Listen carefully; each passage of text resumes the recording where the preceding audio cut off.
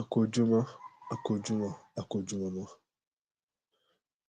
Ojúmọ́ ire mọ́ wa léni o. Akójúmọ́. Èní ọjọ́ àánú, à á ráàánú gbà o.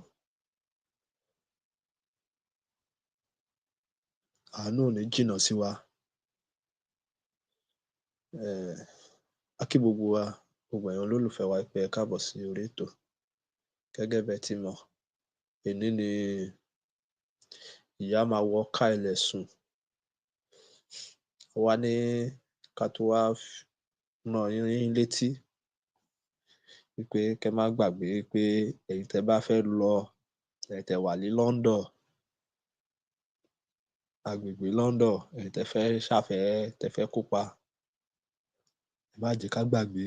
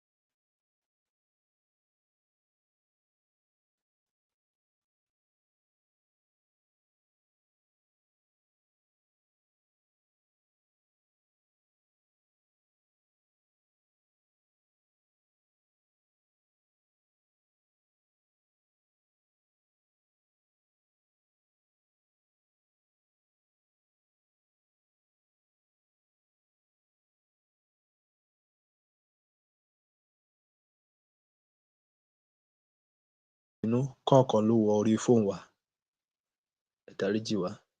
So ẹ bá wa pín ètò yẹn, ẹ bá wa pín ẹ jọ̀ọ́. So kó kan torílétò àlejò lára wípé láti fi rán àwọn bàbá wa, àwọn ìyá wa, àwọn sister wa, àwọn brother wa, ká fi ránra wa létí wípé èní ni ètò ìsìnkú ní ti ìlànà Mùsùlùmí lé fún ìyá wa Mrs.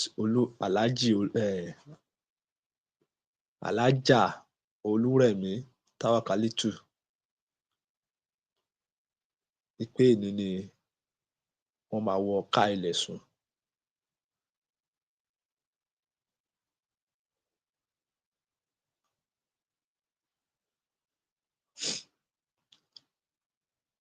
A gbà ládùúrà pé gbogbo wa ibi ire ni a ti máa gbà o. À á lọ́jọ́ ayọ̀, a ní fi aburú san fúnra wa.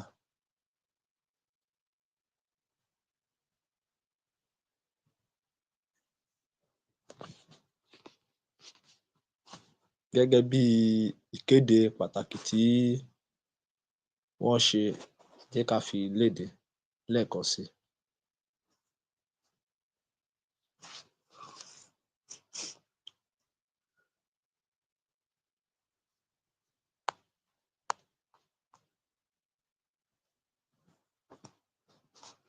Ìkéde ètò ìsìnkú láti ẹnu ẹbí olóògbé ìyá wa Alhaja Táwàkálítù Ọláyínká Olúrẹ̀mí Ọ̀gàbí Kílàńkó Kóìkí fi tọ̀wọ̀tọ̀wọ̀ pe ẹbí, ọ̀rẹ́ àti Afẹ́nifẹ́re láti darapọ̀ pẹ̀lú wọn fún ètò àdúrà ìkẹyìn fún ìpapòdà olóògbé tí yóò wáyé ní Ọjọ́rú ọjọ́ 5 oṣù kọkànlá ọdún 2025.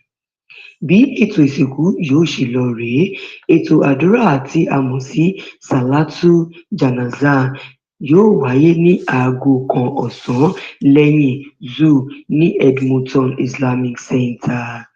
Ibi tí a ó tẹ́ olóògbé sí ní External Garden Muslim Burial Ground ní dédé aago 2:30 ọ̀sán. A wá gbà ládùúrà pé kí Ọba Allah foríjì gbogbo àìṣedéédé rẹ̀, kí ó sì mú wọ Àlìjánnà Firdaus. Àmín. lẹ́ẹ̀kan sí i. Ìkéde ètò ìsìnkú láti ẹnu ẹbí olóògbé ìyá wa Alhaja Tawakalitu Ọláyínká Olúrẹ̀mí Ọ̀gàbè Kílàńkó Kóìkí fi tọ̀wọ̀tọ̀wọ̀ pe ẹbí, ọ̀rẹ́ àti Afẹ́nifẹ́re láti darapọ̀ pẹ̀lú wọn fún ètò àdúrà ìkẹyìn fún ìpapòdà olóògbé tí yóò wáyé ní Ọjọ́rú ọjọ́ 5 oṣù kọkànlá ọdún 2025.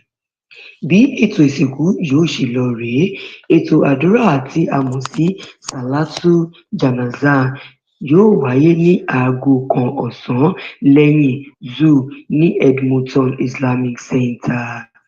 Ibi tí a ó tẹ́ olóògbé sí ní External Garden Muslim Burial Ground ní dédé aago 2:30 ọ̀sán. A wá gbà á ládùúrà pé kí Ọba Allah foríjì gbogbo àìṣedéédé rẹ̀ kí ó sì mú un wọ Àlìjánà Firdaus. Àmín. Public announcement. The family of the late Alhaja Tawakalitu Olayinka Oluremi Ọ̀gàbè Kílàńkó Kóìkí has announced that a funeral will take place on Wednesday, 5th of November 2025 in London. According to the family, the funeral prayer, Salatu Janaza, will be held after Zohr at 1 p.m. at the Edmonton Islamic Center, Angel Edmonton, London. The interment will follow immediately after at the Eternal Gardens Muslim Burial Ground, site called Bypass, London at 2:30 p.m. Family members have invited friends, relatives, and well-wishers to join in prayers for the peaceful repose of our soul. They prayed that Almighty Allah forgives our shortcomings and grants her Al-Jannah Firdaus.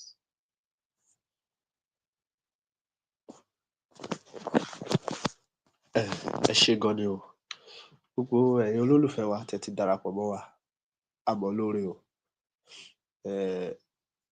ẹ má jẹ́ ká gbàgbé láti rán àwọn olólùfẹ́ wa, àwọn ènìyàn wa létí tí wọ́n bá ní ìpinnu láti lọ sí ibi ètò ìsìnkú náà. Ìkéde pàtàkì ni, nítorí pé ìyá wa náà ti ṣe é, àwọn náà ti ṣe é ní ìgbà ayé wọn tán ti ṣe é fún ọ̀pọ̀lọpọ̀ àwọn arúgbó tó lọ. Nísìnyí àwa náà nílò láti yẹ́ ìyá náà sí gẹ́gẹ́ bí ìyá náà ṣe ti ṣe é síwájú tí wọ́n jẹ́ ìyá dáadáa ní ẹ̀rín wa, tí wọ́n jẹ́ ìyá dáadáa sí wa tí kó tó di pé ikú wọlé dé tí ó mú ìyá lọ. A gbà á ládùúrà pé gbogbo wa la máa gbẹ̀yìn arúgbó wa. Ẹ má bínú, bá ṣe ń sọ̀rọ̀, kàtá ni, kàtá ló ń wọ́rì wa. So mo gbà á ládùúrà pé gbogbo wa la máa gbẹ̀yìn arúgbó wa o. Ibi ire, ibi ayọ̀ a dẹ̀ ti máa gbà á, a ní fi láburú san fúnra wa o, lágbára àṣẹ ọwọ́ tó nílẹ̀.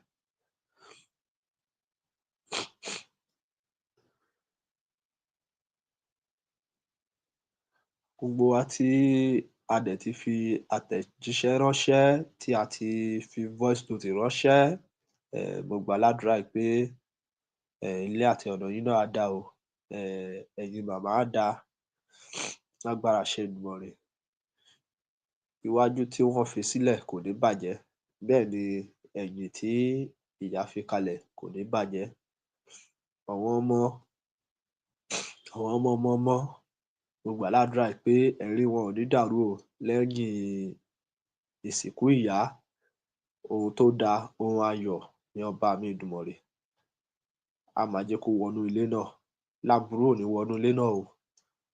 Inú ilé tí ìyá fi kalẹ̀, àwọn ọmọ tí ìyá fi kalẹ̀, àwọn ọmọ tí ìyá fi kalẹ̀, àwọn ìyàwó ọmọ, àwọn ọkọ ọmọ, rúkèrúdò, èdè àìyedè kò ní ṣẹlẹ̀ lẹ́rìí wọn, lágbára àṣẹ ọ̀run tó nílẹ̀. Ẹ̀rín wọn kò ní dàrú o, gẹ́gẹ́ bí ẹ̀rín wọn ò ṣe dàrú nígbà tí ìyá wà láyé, tó jẹ́ pé ìfẹ́ ni wọ́n fi ń bára wọn lò. Ìyá lọ tán, ohun tí ò dáa ṣẹlẹ̀ kò ní jẹ́ ìpín tiwọn o. Ìyá lọ tán, gbólóhùn èdè àìyedè ń ṣẹlẹ̀, mo gbà ládùúrà pé kò ní wọnú ilé náà. Ogun èdè àìyedè kò ní wọnú ẹbí náà o, nínú ẹbí ìyá wa Olúrẹ̀mí Táwàkálítù. Lẹ́ẹ̀kan sí i, pájú tí ẹ fi kalẹ̀ ìyá kò ní bàjẹ́, ẹ̀yìn tí ẹ fi ńlẹ̀ kò ní bàjẹ́. Eku á ké bí eku nínú ilé tí ẹ fi kalẹ̀ tí ẹ lọ. Lẹ́yìn ìsìnkú yín, ẹyẹ á ké bí ẹyẹ, bẹ́ẹ̀ ni ọmọ ènìyàn á fọhùn bí ọmọ ènìyàn. A ní ro òkú wọlé jáde ńbẹ̀, a ní ro òkú jáde. Bẹ́ẹ̀ náà ni ẹ̀yin olólùfẹ́ wa, gbogbo ẹ̀yin tẹ́ ti fàdúrà ránṣẹ́, gbogbo ẹ̀yin tẹ́ ń bá wa darapọ̀ mọ́ ètò láti ìgbà tí ọ̀rọ̀ yìí ti ṣẹlẹ̀, gbogbo ẹ̀yin tí ẹ̀ ń fi voice note ránṣẹ́, gbogbo ẹ̀yin tẹ́ ẹ̀ ń call, mo gbà ládùúrà pé láburú ò ní wọnú ilé yín. Ìṣẹ̀lẹ̀ ibi ó kéré ó tóbi kò ní wọnú ilé yín o. Ẹ ní sìnkú ọ̀dọ́.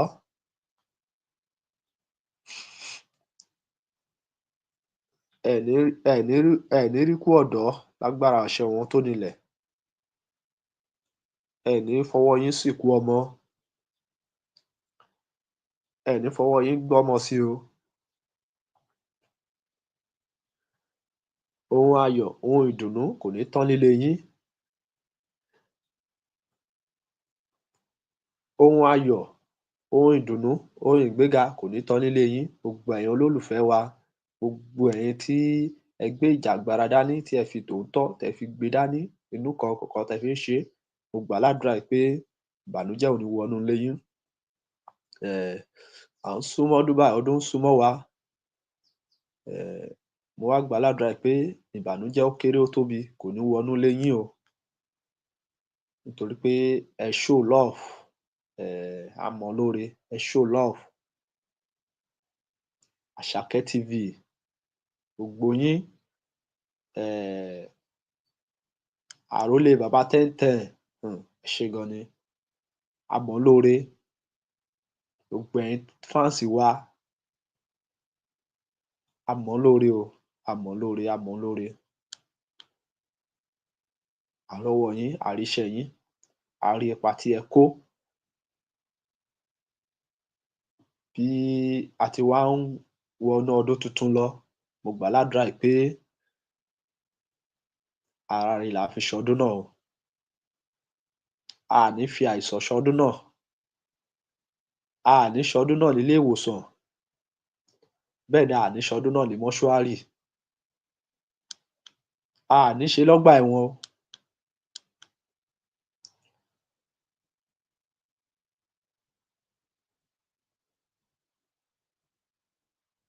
Ògo dé ẹ̀mí pin kò ní jẹ́ tiyín. Ògo dé ẹ̀mí pin kò ní jẹ́ tiyín o. Eku á máa ké bí eku nínú ilé yín, ẹyẹ á máa ké bí ẹyẹ, bẹ́ẹ̀ ni ọmọ ènìyàn á fọhùn bí ọmọ ènìyàn. Ẹ ṣé gan ni, ẹ kú àdúrótì wa. Ẹ kú májòóbàjẹ́. Ẹ kú ilédè ìyá. Mo wá padà sínú ẹbí Mr. Ọláyọmí Kóìkí. Mo padà sínú ẹbí yín. Ẹ kú ara fẹ́ra kù, ọ̀gá wa. Gẹ́gẹ́ bí ọ̀pọ̀lọpọ̀ ènìyàn tí wọ́n ti bá yín sọ̀rọ̀, gẹ́gẹ́ bí wọ́n ṣe ṣé ní àlàyé. Wọ́n ní kẹ́ má rò ó, ní ìwọ̀nba díẹ̀ ni kẹ́ rò ó mọ́, kẹ́ dẹ̀ gbọ́kàn kúrò ńbẹ̀ pé bó ti wu Ọlọ́run ló ṣe ṣé, torí pé kò sí èèyàn tó lè bí Ọlọ́run. Àtọjọ́ tí Ọlọ́run ti dá wa, bí Ọlọ́run ṣe dá wa tán, Ọlọ́run dá ikú pẹ̀lú wa ni, nítorí pé gbogbo wa la jẹ gbèsè ẹ̀. Kò sí awáyé má lọ kan, kò sí, kò tí ì sẹ́nìkan tọ́lọ́run dá tọ́lọ́run sọ pé kò ní padà síbi tó ti wá. À ń wá, à ń padà, à ń wá, à ń padà ni. Ìran kan ń lọ, ìran kan ń bọ̀ ni.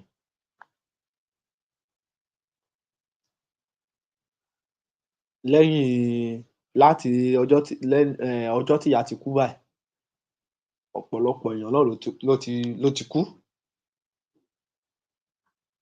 Ọ̀pọ̀lọpọ̀ èèyàn ló dẹ̀ tún wálé ayé after ìgbà yẹn. Tó túmọ̀ sí pé gbogbo ìrìnàjò ẹ̀dá láyé, ọwọ́ Ọlọ́run ló wà. Tí a bá ní a máa lo 100 years láyé, tọ́lọ́run bá ní 70, 80 la fẹ́ lò, kò sí nǹkan tá a lè bọ́lọ́run fà.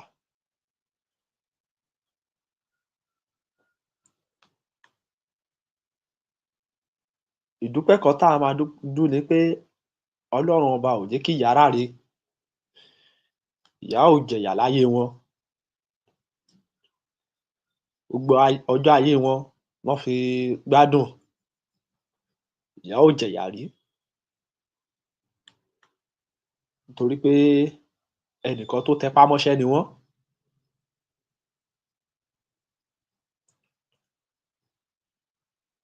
Láti ìbẹ̀rẹ̀ ayé wọn. Ọlọ́run tún wá mú wọn ní ọkọ gidi.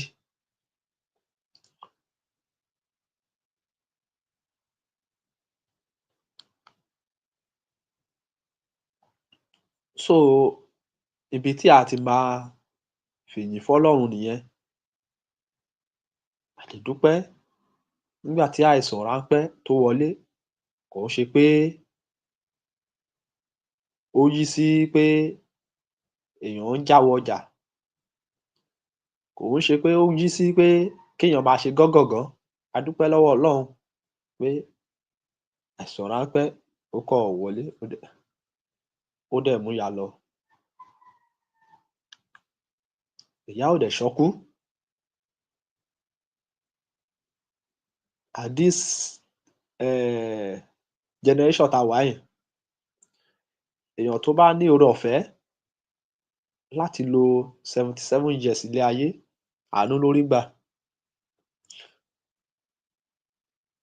Àánú ló rí gbà. Okay, invitation.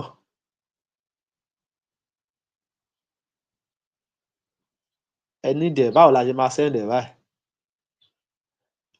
Ẹ jọ̀ọ́ tẹ́ bá ní nọ́mbà ọ̀gá lọ́wọ́, ẹ DM wọn sir.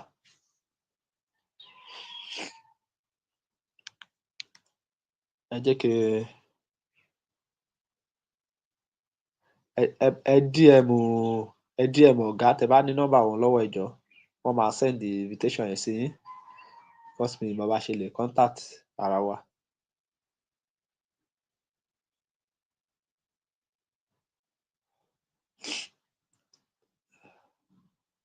Or ẹ lọ sí orí Koiki Media Facebook. Bó dẹ̀ jẹ́ ti YouTube náà ni, ó wà ní ti YouTube. Ẹ máa rí everything ńbẹ̀. Gbogbo full details ti wà ńbẹ̀. Even a kọ sí write off program tá à ń ṣe yìí. Ẹ máa rí ẹ bá press ẹ̀, ẹ máa rí ńbẹ̀.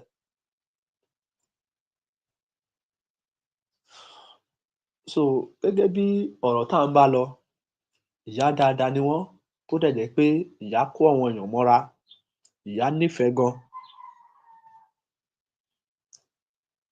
Ìyá nífẹ̀ẹ́ gan. Mo sọ lọ́jọ́ kejì ọjọ́ tí ìyá lọ yẹn pé gbogbo bí mo ṣe pàdé ìyá, bí mo ṣe mọ ìyá.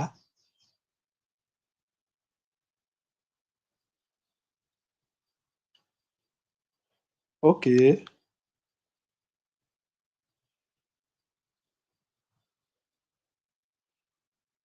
StreamYard invitation. Ṣé program tá à ń ṣe lẹ mean?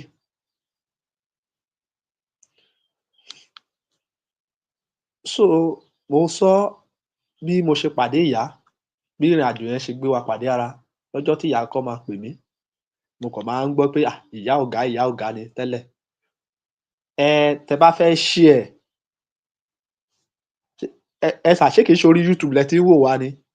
Tó bá jẹ́ pé orí YouTube ẹ ti ń wò ó lọ already, ẹ kàn back ẹ̀ lẹ́ẹ̀kan, ẹ wá rí share ńbẹ̀, ẹ wá tẹ share, tẹ bá so ibẹ̀ lẹ ti máa rí link, ibẹ̀ lẹ ti máa rí link program yẹn. So mo kàn máa ń gbọ́ ìyá ọ̀gá ni, mi ò kúkú mọ̀ wọ́n rí. But lọ́jọ́ tán máa pè mí mo sọ gbogbo ẹ̀. In fact, first day yẹn mi ì mọye tí ìyá fẹ́ fún ẹ, ìyá ní let me give you Tokyo. Nǹkan tí ìyá máa ń sọ nìyẹn. Ó kó Koiki Media tí a máa ń sọ, tí ẹ máa ń rí lórí afẹ́fẹ́ wa, ìyá ló encourage wa tí a fi bẹ̀rẹ̀ ẹ̀. Lọ́jọ́ tí ìyá máa rí bẹ́ẹ̀, ìyá ní lágbájá o lè fi mí dáko, kí ló dé, in fact bó tiẹ̀ jẹ́ ìrọ̀lẹ́ wàá máa ṣe exercise níbẹ̀, o lè fi dáko. Very nice mother. Téèyàn bá mọ ìyá yẹn, ó máa dàbí pé in fact àfi bẹ́ẹ̀ ni pé òun ló bí gbogbo wa. Nǹkan tó ń dùn mí ni pé mi ì ní àǹfààní láti rí ìyá yẹn sójúkorojú tán fi jáde láyé. Cause mo wish láti ẹ̀ ti rí ìyá yẹn, ṣùgbọ́n ó ti wu Ọlọ́run ló ṣe ṣé. Pé mi ò rí wọn kán tó jáde láyé, kò sí nǹkan tí mo lè bọ́lọ́run fà. Kò sí nǹkan kan tí mo lè bọ́lọ́run fà. Ó dùn mí gan. Ó dùn mí gan pé mi ò rí ìyá.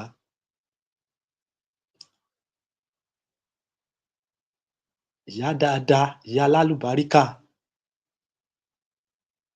Àní láti ìgbà tí mo ti mọ ìyá, ọdún yìí nìkan ni ìyá ò rán mi lọ pé lọ bá mi pín owó fún àwọn tí ó kù díẹ̀ káàtó fún nínú ọjà. Tán bá ti bẹ̀rẹ̀ ọdún ìtúnu àwẹ̀ eléyìí ni ìyá ti máa pè mí. Tí ìyá máa ní ẹ káàárọ̀. Tí ìyá máa ní lágbájá óyá, wá bá mi ṣé bó ṣe máa ń bá mi ṣé. Ìyá máa rán mi lọ, ìyá ní àwọn tí bá rí nínú ọjà, tí bá rí pé ẹní yìí ó kù díẹ̀ káàtó, bá mi fún wọn ní Tokyo, bá mi fún wọn ní Tokyo. Mo sọ́ kò sóye tí ìyá fẹ́ fún ẹ, Tokyo nìyá máa pè é.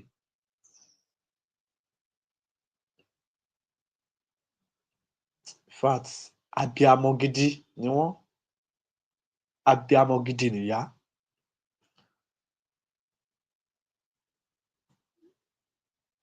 Lọ́jọ́ kan, mò ń ṣe program tí màá brief lára iṣẹ́ tí ìyá ṣe.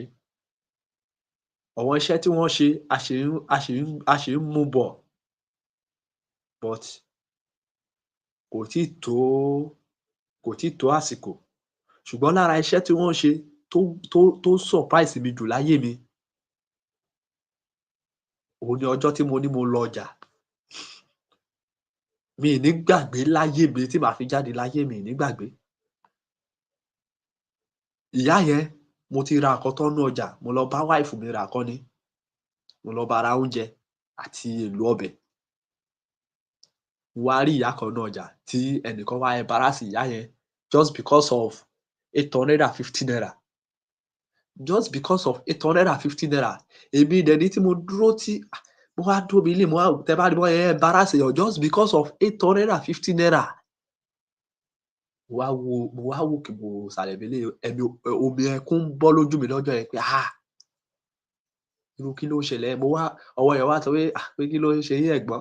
Ẹni tí mo ti ń ra ẹ̀fọ́ úgú, ó wá béèrè lọ́wọ́ mi pé ó ní kí ló ṣe yín? Mo wá ní ṣé ẹ̀ rí nǹkan tí wọ́n embarrass ìyá yìí tó just because of 850 naira. Pé ṣé ẹ̀ mọ meaning ẹ̀ ni? Ìyá yẹn wá ní kí ni mo ṣì rí? Pé àìmọye bẹ́ẹ̀. Pé kí ni mo ṣì rí? Pé kékeré ni mo ṣì rí yẹn. Mo wá ní ó mà ga. Mo wòkè mo wólẹ̀ lọ́jọ́ yẹn, mo wá wò pé Ọlọ́run mo sì tún dúpẹ́ tèmi náà o. Ṣèbí èmi náà ń complain. Ṣùgbọ́n nígbà tí a bá tún rí èèyàn míì, a tún mọ̀ pé tiwa gan tó tó ọpẹ́, ó tún ju ọpẹ́ lọ. Mo wá pe ìyá yẹn lọ́jọ́ yẹn, gbogbo owó tí mo fẹ́ fi gbọ́kadà padà sílé ló kù sí mi lọ́wọ́. Mo ti sanwó ẹ̀fọ́ úgú tí wọ́n bá mi gé lọ́wọ́, mo ti sanwó ẹ̀. Owó ọ̀kadà ló kù sí mi lọ́wọ́, mi dẹ̀ kò sí kankan ní àkáǹtì mi tí mo lè ní pé bóyá wọ́n á gba transfer. Mo wá ní ó dáa o. Ìyá ṣẹ̀ ní bínú, 500 naira tó wà lọ́wọ́ mi ṣé lè gbà kẹ́ fi san sí ara 850 naira yẹn. Kẹ́ lè wo ìyà tó ti jẹ ọwọ́ èèyàn lé, because ìyá yẹn ń sọ, ó ní àtàárọ̀ tóun ti wà níbí, ó ní òun ò tí ta 300 naira láti àárọ̀. Ìrọ̀lẹ́ dẹ̀ ni mo lọ bẹ̀ nìkan bíi to 4, nǹkan bíi 3 sí to 4, around 3 sí 4 ṣáà ní lọ́jọ́ yẹn. Ó lóun ò tí ta 300 naira léèyàn tó wà lọ́jà láti àárọ̀ that time yẹn. Inú ọmọ ènìyàn ṣe mí lọ́jọ́ yẹn. Mo ṣáà fún ní 500 naira tó wà lọ́wọ́ mi. Èmi wá ní pé màá lọ wá means tí màá fi sanwó ọ̀kadà tí bá délé. Now, kí ló wá ṣẹlẹ̀ ni pé ní alẹ́ ọjọ́ yẹn, èmi wá ń ṣe program lọ, mo wá sọ story yẹn wípé ìyà ń jẹ àwọn èèyàn, pé kí ló dé tí àwọn ìjọba wa ń fìyà jẹ àwọn èèyàn wa bí eléyìí. Pé kí ló ṣẹlẹ̀? Mo ṣáà sọ program yẹn nìyá fetí kọ́. Ìyá kàn fetí kọ́ ni pé immediately mo parí program yẹn bí eléyìí, mo kàn receive call ìyá ni. Lágbájá, story tó sọ lórí program lénìí lágbára o. Báwo ni ṣá ṣì lè rí ẹni o? Mo ní ó yẹ ká ṣì lè rí, pé because pé ibi tí mo ti lọ rà kan nínú ọjà ni, pé mọ̀ pé tá bá fẹ́ rí pé that mean pé ọjọ́ ọjà ló máa jẹ́ yẹn. Ìyá wa ní pé kí jọ pé kí bá wọn wá lọ, pé kí tẹ̀ bá wọn wá lọ ní immediately second day, pé bóyá màá tẹ̀ sí rí, pé tí bá ti rí, pé kí jẹ́ kọ́ wọn mọ̀, pé tó bá ti da month-end tọ́wọ́ bá ti gba salary o, pé because pé àwọn ti lo gbọ̀n owó tọ́wọ́ ní dání presently rà, pé mọ̀ pé tó bá ti da ọjọ́ yẹn ti wá, ó ti bọ́ sí month-end náà already. Ìyá wa ní 3 to 4 days later pé tí salary wọn bá ti wọlé o, wọn bá get back sí mi.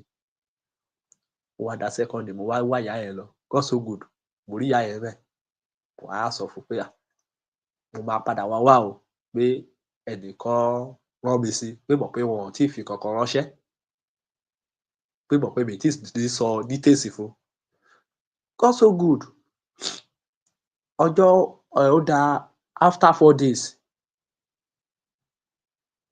ìyá credit mi.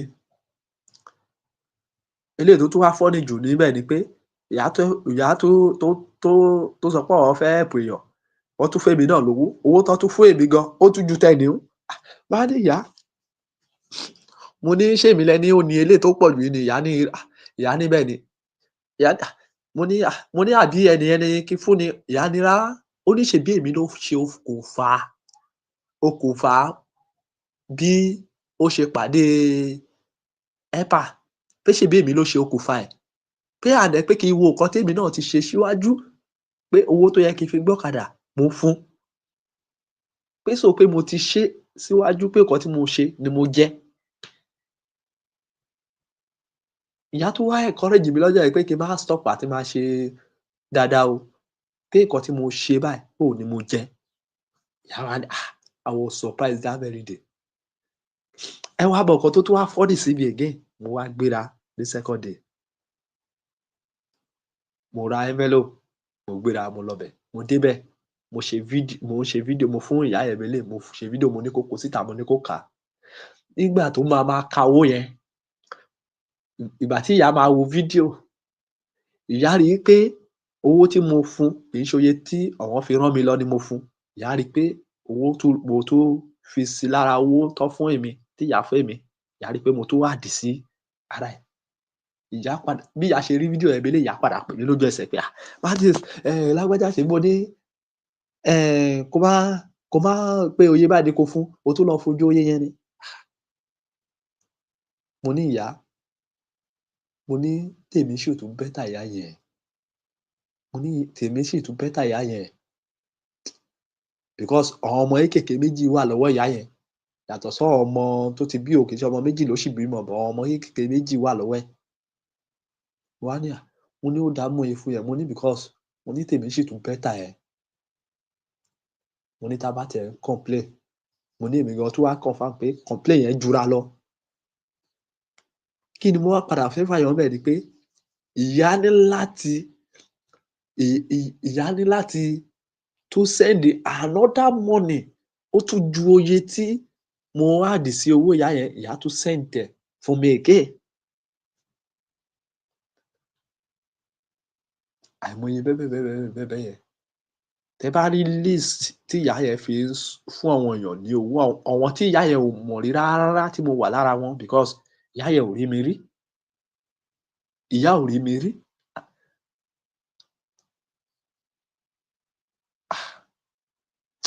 Ó dùn mí o, ó dùn mí gan, ikú ìyá yìí dùn mí. Torí pé kò sí bí èèyàn ṣe lè dàgbà tó, kò sí bí èèyàn ṣe lè dàgbà tó. Tó bá jẹ́ èèyàn tó ń ṣe dáadáa, ó máa ń dàbí pé kó má lọ mọ́ ni lójú àwọn tó bá ṣe dáadáa sí. Bẹ́ẹ̀ni, ó máa ń dàbí pé ẹni pé bẹ́ni yẹn ti lo 100 years gan, ó máa dàbí ẹni pé kó má lọ mọ́ ni lójú àwọn tó ṣe dáadáa sí àbí lójú àwọn ẹbí ẹ̀. Ìyá gbìyànjú gan gidi nígbà ayé wọn, ìyá gbìyànjú, ìyá gbìyànjú. Ẹ wo ìrìnàjò tá a wà nínú ẹ̀ yìí. Ìyá fara wọn kalẹ̀, ìyá fa àwọn ọmọ wọn kalẹ̀. Bẹ́ẹ̀ni, because inú ìrìnàjò yìí ẹ lè máa rò bóyá Mr. Koiki nìkan lọmọ wọn tó ń ṣe struggle yìí o. But ẹja tibẹ̀ yẹn. Kì í ṣe Mr. Koiki nìkan lọmọ wọn tó ń ṣe struggle o. Bẹ́ẹ̀ni, but ẹja tibẹ̀ yẹn. Àdúrà tí màá máa gbà fún ọ̀gá ni pé ààbò Ọlọ́run á máa dájú lórí ọ̀gá. Ààbò Ọlọ́run á máa dájú lórí gbogbo ajìjàgbara pátá tó fi òótọ́ inú tó fi ń ṣe. Ààbò Ọlọ́run á máa dájú lórí ẹnì kọ̀ọ̀kan wa.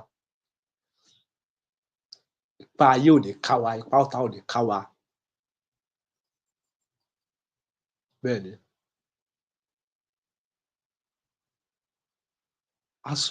A ní àwọn arúgbó wa tí wọ́n ti fi ara wọn dí fún wa bí Ìyá Ìgbòho, ìyàwó bàbá Akíntóyè,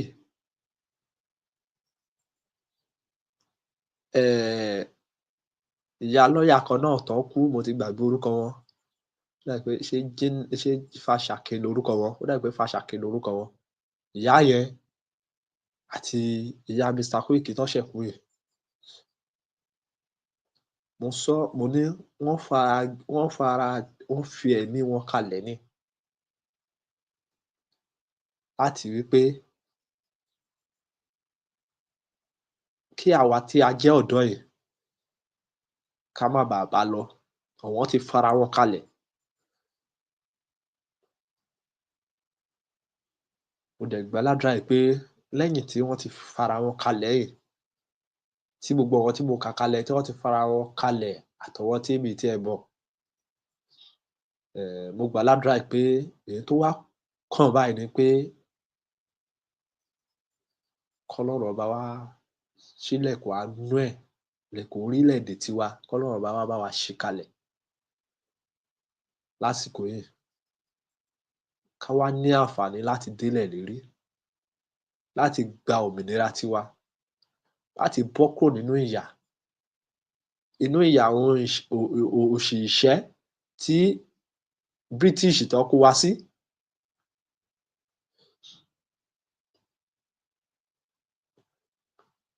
K'Ọlọ́run wọlá àánú ẹ̀ kó kàn tiẹ̀ yọ wá kúrò lóko ẹrú.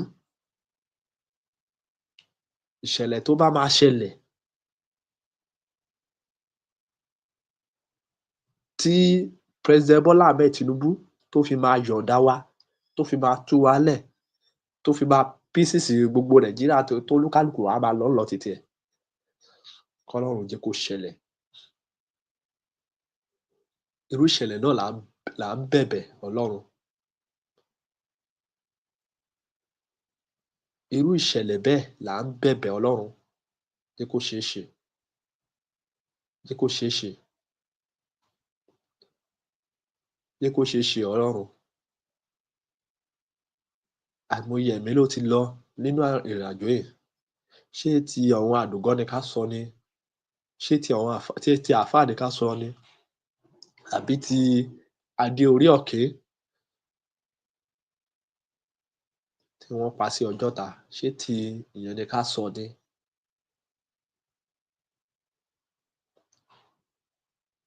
Lọ́lá àwọn òkú tó ti kú sọ́run lẹ́ẹ̀rín wa, kó wá tì wá lẹ́yìn láti gbalẹ̀ wá fún wa o. Àkókò ti tó o, àsìkò tó láti bọ́ kúrò lóko ẹrú. Àsìkò tó. Ìyà ò gbọdọ̀ jẹ wá gbé. Ìyà ò gbọdọ̀ jẹ wá gbé. Bẹ́ẹ̀ ni. A kí gbogbo ẹ̀yin olólùfẹ́ wa tẹ́ ti darapọ̀ mọ́ wa lẹ́ẹ̀kan sí pé a kú ojúmọ́, a kú ojúmọ́, a kú ojúmọ́ mọ́. Èní ọjọ́ àánú, àánú á wá wa rí o. Àánú á fi ilé wa ṣe ibùgbé. Ìjáde wa, ìwọlé wa lénìí, ayọ̀ la mú dání o. Ìṣerere la mú dání. Àánú la mú dání o. Ìbànújẹ́ ò ní wọnú ayé wa lénìí. A ní rìn nígbà tébi bá ń pọ̀nà o. A ní ṣílẹ̀ tẹ̀. A ní ṣílẹ̀ tẹ̀ o. Lẹ́ẹ̀kan sí, ẹ má jẹ́ ká gbàgbé. Èní ni ètò ìsìnkú ìyá wa Alhaja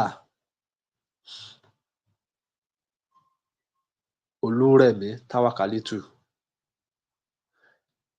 Gẹ́gẹ́ bí a ti ń fi ìkéde léde, ẹ jẹ́ ká padà fi ìkéde náà ká padà fi léde fún yín. Public announcement. The family of the late Alhaja Táwàkálítù Ọláyínká Olúrẹ̀mí Ọ̀gábíkílà Koiki has announced that a funeral will take place on Wednesday, 5th of November 2025 in London. According to the family, the funeral prayer, Salatul Janaza, will be held after Zohr at 1 p.m. at the Edmonton Islamic Center, Angel Edmonton, London. The interment will follow immediately after at the Eternal Gardens, Muslim Burial Ground, site called Bypass, London at 2:30 p.m. Family members have invited friends, relatives, and well-wishers to join in prayers for the peaceful repose of our soul. They prayed that Almighty Allah forgives our shortcomings and grants her Al-Jannah Firdaus. Amen. Àmín. Ẹja fi ti Yorùbá yìí náà léde. Ìkéde ètò ìsìnkú láti ẹnu ẹbí olóògbé ìyá wa Alhaja Táwàkálítù Ọláyínká Olúrẹ̀mí Ọ̀gábíkílà Koiki fi tọ̀wọ̀tọ̀wọ̀ pé ẹbí, ọ̀rẹ́ àti Afẹ́nifẹ́re láti darapọ̀ pẹ̀lú wọn fún ètò àdúrà ìkẹyìn fún ìpapòdà olóògbé tí yóò wáyé ní Ọjọ́rú ọjọ́ 5 oṣù kọkànlá ọdún 2025. Bí ètò ìsìnkú yóò ṣe lọ rèé: ètò àdúrà tí a mọ̀ sí Salatul Janaza yóò wáyé ní aago 1 ọ̀sán lẹ́yìn Zohr ní Edmonton Islamic Center. Ibi tí a ó tẹ́ olóògbé sí ní Eternal Garden Muslim Burial Ground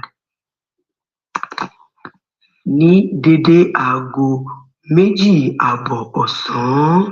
a wá gbà á ládùúrà pé kí ọba Allah foríjì gbogbo àìṣedéédé rẹ̀ kí ó sì mú un wọ àlìjánnà fìdá. Àmín. Ìkéde ètò ìsìnkú láti ẹnu ẹbí olóògbé ìyá wa Alhaja Tawakalitu Ọláyínká Olúrẹ̀mí Ọ̀gàbí Kílàńkó Kóìkí fi tọ̀wọ̀tọ̀wọ̀ pe ẹbí, ọ̀rẹ́ àti Afẹ́nifẹ́re láti darapọ̀ pẹ̀lú wọn fún ètò àdúrà ìkẹyìn fún ìpapòdà olóògbé tí yóò wáyé ní Ọjọ́rú ọjọ́ 5 oṣù kọkànlá ọdún 2025. Bí ètò ìsìnkú yóò ṣe lọ rèé: ètò àdúrà tí a mọ̀ sí Sàlátù Jánásà yóò wáyé ní aago 1 ọ̀sán lẹ́yìn Zuhr ní Edmonton Islamic Center. Ibi tí a ó tẹ́ olóògbé sí ní External Garden Muslim Burial Ground ní dédé aago 2:30 ọ̀sán. A wá gbà á ládùúrà pé kí ọba Allah foríjì gbogbo àìṣedéédé rẹ̀ kí ó sì mú un wọ àlìjánnà fìdá. Àmín. Ẹ ṣé gan ni gbogbo ẹ̀yin olólùfẹ́ wa tí ẹ ti darapọ̀ mọ́ wa. A mọ̀ ọ́ lóore o, a mọ̀ ọ́ lóore, a mọ̀ ọ́ lóore. A ní rí jù báyìí tó bá di ní dédé aago 1 kẹ́ tó pàdé wa. Tó bá máa ṣeé ṣe fún àwa tí a ní àǹfààní láti wà ńbẹ̀, tó bá ṣeé ṣe, a mọ̀ pé a máa rí wò live lórí gbogbo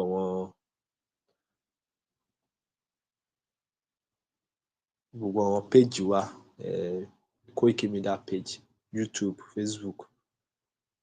But bó bá ṣe máa lọ, ẹ máa mọ̀ ní dédé aago 1 yẹn. A kí gbogbo wa o.